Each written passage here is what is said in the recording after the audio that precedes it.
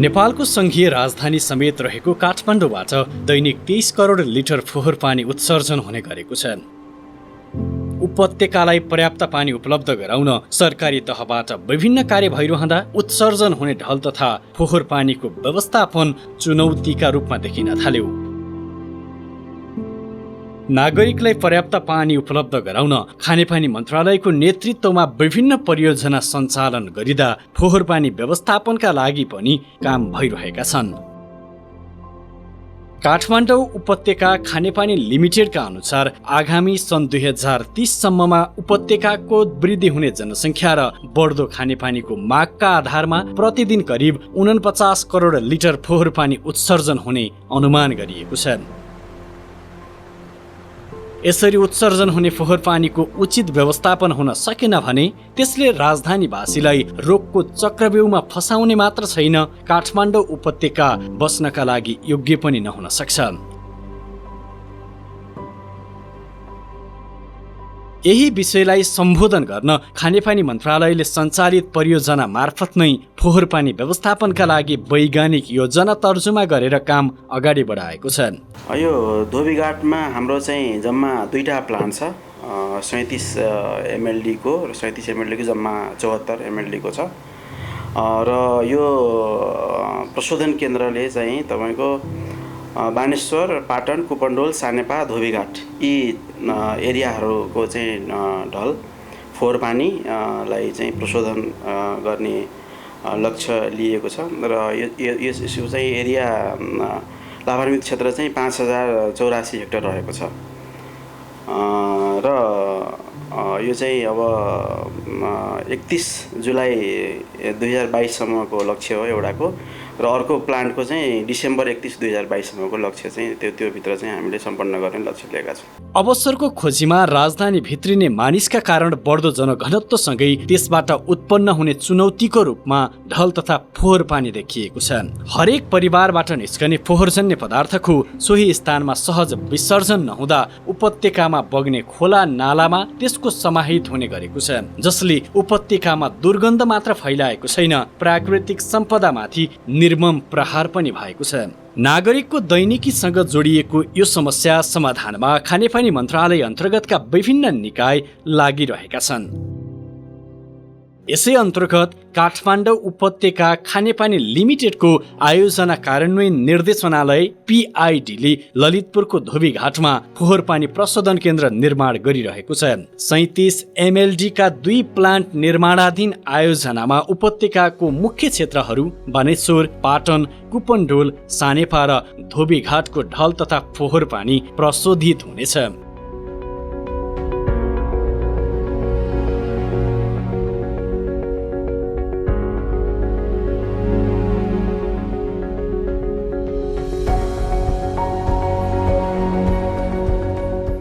Grid chamber ए हो।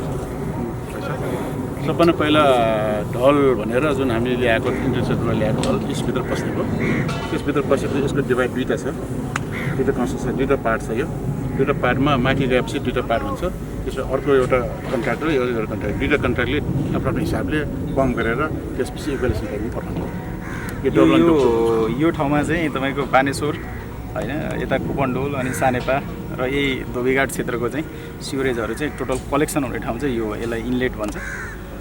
Main inlet हो र यहाँनिर 2वटा ट्रिटमेन्ट प्लान्ट बनिरहेको छ। 37 MLD को चाहिँ 2टा होइन। अहिले हामीले लगभग बढी फिजिकल र फाइनेन्सियल प्रोग्रेस भएको प्रोजेक्टलाई चाहिँ हेर्दाखेरि यता देख्न सकिन्छ। यो इनलेट पछि चाहिँ 37 MLD को बनेको स्ट्रक्चरहरू यता छ। यो इनलेटबाट चाहिँ त्यसपछि इक्वेलाइजेसन ट्याङ्कमा जान्छ होइन। त्यसपछि भनेको इक्वेलाइजेसन ट्याङ्कबाट चाहिँ यहाँनिर हाम्रो प्रिट्रिटमेन्ट फेसिलिटी भनेको हाम्रो प्राइमरी सेडिमेन्टेसन ट्याङ्क हो होइन। त्यसपछि एरेसन ट्याङ्कमा गएर अनि सेकेन्डरी सेडिमेन्टेसन पछि चाहिँ हाम्रो त्यहाँनिर डिसइन्फेक्सन हुन्छ, क्लोरिनेसन भएर चाहिँ अनि त्यसपछि हाम्रो चाहिँ सफा पानी हामीले चाहिँ बागमतीमा चाहिँ हाल्छौँ।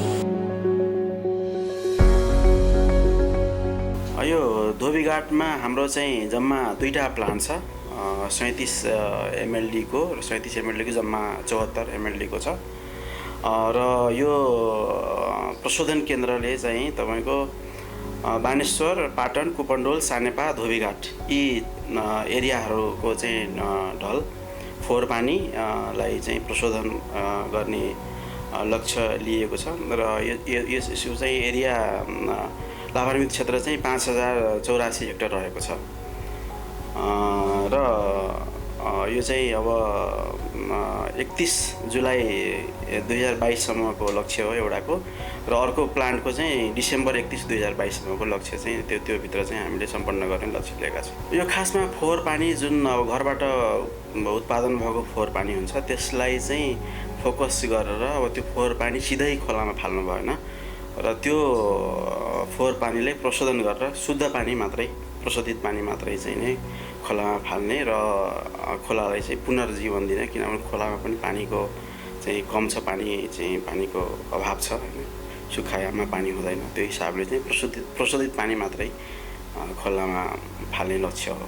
केही असर गर्दैन, त्यसै भएर त्यो सिधै फालेको भए असर गर्थ्यो, तर प्रशोधित गरेर प्रशोधित पानी चाहिँ तपाईँको फालेपछि केही असर गर्दैन, त्यो जुनसुकै उसमा चाहिँ प्रयोग गर्न सकिन्छ। फोहोर पानी प्रशोधनका लागि अत्याधुनिक यन्त्र उपकरण जडान गरिने सुप्रशोधन केन्द्रलाई सन् 2022 को अन्तिम साता सञ्चालनमा ल्याउने तयारी छ, जसले प्रति केन्द्र प्रतिदिन 3,70,00,000 लिटर फोहोर पानी प्रशोधन गर्ने आयोजनाले बताएको छ। समग्रमा भन्नुपर्दा यहाँको तपाईँको यहाँ चाहिँ बालुवादेखि लिएर तपाईँको पात पतिङ्ग जे पनि फोहोर आउँछ नि, ठोस फोहोर विशेष गरी ठोस फोहोर चाहिँ ग्रेड चेम्बरमै तपाईँको चाहिँ छानिन्छ हैन, यही चाहिँ तपाईँको फिल्टर हुन्छ, त्यसपछि तरल मात्रै उता जाने भयो हैन।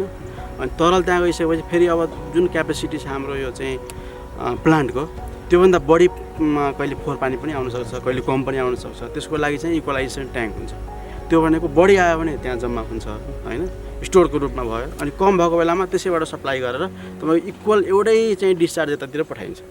त्यो लिक्विड मात्रै भयो, तरल भयो, तर फोहोर तरल भयो।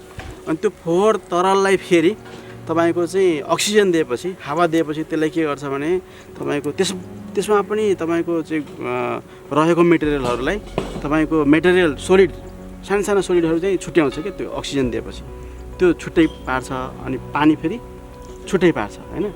छुट्याइसकेपछि तपाईँको फेरि त्यहाँबाट पनि तपाईँको ठोसलाई छुट्टै चाहिँ निकालिन्छ र तरल फेरि अगाडि अझै सफा तरल चाहिँ अगाडि बढ्छ हैन। अगाडि गइसकेपछि अनि फेरि चाहिँ तपाईँको त्यहाँ चाहिँ सेडिमेन्टेसन हुन्छ, सेडिमेन्टेसनपछि तल जम्मा हुन्छ, त्यसलाई फेरि छुट्याइन्छ। एवं प्रकारले चाहिँ तपाईँको बिस्तारै एउटा युनिटको एउटा काम भयो, अर्को युनिटको अर्को काम भयो, त्यो अन्तिममा चाहिँ सफा पानी भएर निस्किन्छ। र लास्टमा चाहिँ हामी क्लोरिनको चाहिँ क्लोरिनेसन गर्छौँ। क्लोरिन भनेको तपाईँको जीवाणुहरू मार्ने, ब्याक्टेरियाहरू चाहिँ मार्ने र सफा पानी चाहिँ खोलामा हाल्ने। केयुकेएलका अनुसार काठमाडौँ उपत्यकाका घर परिवारबाट खानेपानीको उपभोगपछि झन्डै 80% पानी फोहोर पानीका रूपमा उत्सर्जन भई नदी तथा खोलामा मिसिन जाने गरेको छ। यो फोहोर पानी नदी तथा खोलाको मुहानदेखि नै मिसिन नदी तथा खोलाहरूमा स्वच्छ एवं सफा पानीको बहावलाई निरन्तरता दिनका लागि ठुला तथा साना क्षमताका फोहोर पानी प्रशोधन केन्द्रहरूको निर्माण अगाडि बढाइएको छ। अब आयोजनाहरूमा बजेट विनियोजन हुँदै जाने र क्रमशः गर्दै जाने प्रक्रिया हो र त्यसमै हामी लागिरहेका छौँ। यो सम्पन्न गरेपछि फेरि नयाँ आयोजनाहरू गर्ने र क्रमशः चाहिँ पुरै काठमाडौँभरिकै फोहोर पानीले प्रशोधन गरेर खोलामा फाल्ने भन्ने योजना चाहिँ हो। पहिलो कुरो त खोलामा चाहिँ सफा पानी बगिरहँदा त्यहाँको खोलाको एउटा एक्वाटिक लाइफ चाहिँ सर्भाइभ हुन्छ हैन।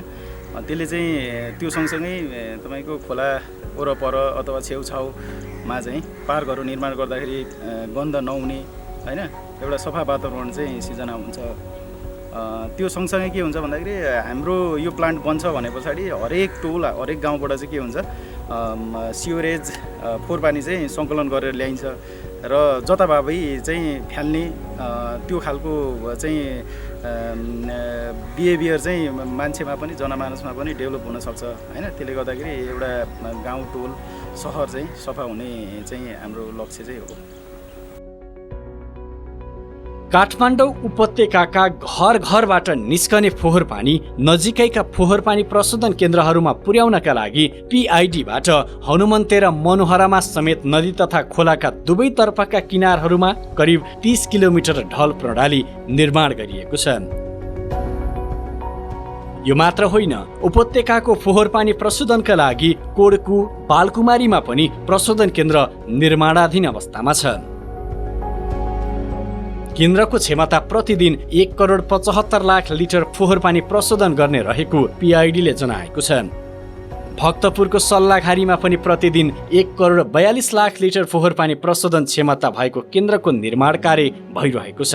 यो पार्क थियो पहिला, यो पार्कमा मान्छेहरू आउँथ्यो, पार्क तल थियो, नदीनजिकहरू गएर सबै सानो सानो कोठामा बस्नेहरू खुल्ला हावामा बस्थ्यो, त्यो बस्न पाइरहेको थिएन। यहाँको लोकल मान्छे सुरुमा त पत्याएको थिएन। अब यो बन्दाखेरि सबैले खुसी छन्, अहिले यहाँ राम्रो बन्न ल्याएछ, हामी यहाँ घुम्न पाउँछौँ भन्ने कुरा गरिरहेछ। हामी भन्छौँ हामी किन घुम्न पाउँछौँ भनेको छ। हामी यो एउटा रिक्रिएसन पार्क पनि यहाँको अवधारणा छ, त्यो पनि बन्ने छ फ्युचरमा। त्यो भएपछि अलिकति यो एरियामा राम्रै हुन्छ।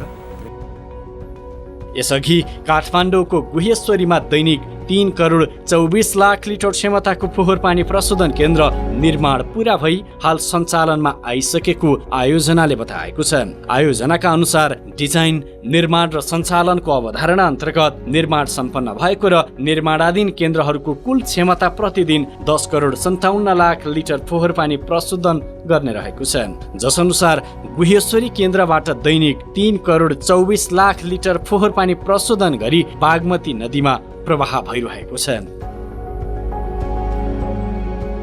सल्लाघारी केन्द्रबाट पनि दैनिक 1,42,00,000 लिटर फोहोर पानी प्रशोधन गरी हनुमन्ते नदीमा, कोडकु बालकुमारी केन्द्रबाट 1,75,00,000 लिटर फोहोर पानी प्रशोधन गरी मनोहरा नदीमा र धोबीघाट केन्द्रबाट दैनिक 7,40,00,000 लिटर फोहोर पानी प्रशोधन गरी बागमती नदीमा प्रवाह गरिनेछ। यस्तै गोकडामा 30,00,000 लिटर क्षमता र हनुमान घाटमा 10,00,000 लिटर क्षमताका फोहोर पानी प्रशोधन केन्द्रहरूको निर्माणका लागि आवश्यक प्रक्रिया अगाडि बढाइएको आयोजनाले बताएको छ। आयोजनाबाट सञ्चालित सबै आयोजना पूर्ण रूपमा सञ्चालनमा आइसके पछाडि काठमाडौँ उपत्यका ढल तथा फोहोर पानी मुक्त हुनेछ भने काठमाडौँको सुन्दरता यसले अझ बढाउनेछ।